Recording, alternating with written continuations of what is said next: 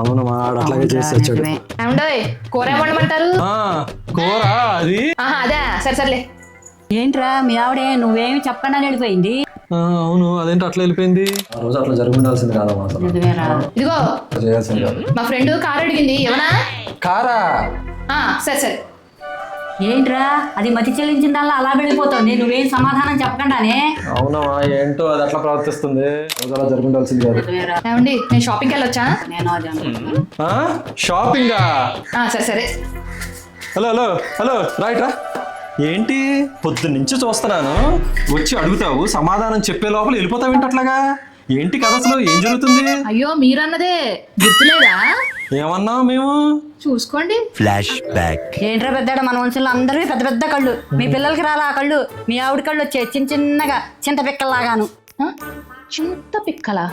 అవునమ్మా నువ్వు అన్నది నిజమే. ఆ రోజుల్లో నా కాలేజ్ డేస్ లో నా కళ్ళకి ఎంతమంది ఫ్యాన్స్ ఉండేవాళ్ళు.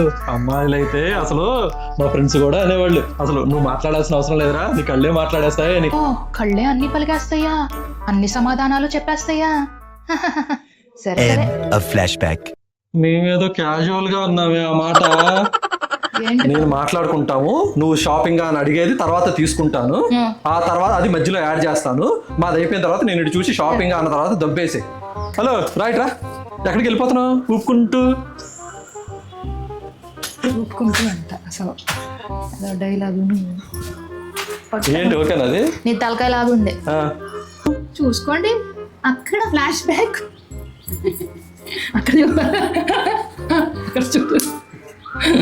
అంటే అయిపోయింది కట్టు నల్లగా ఉన్నావు.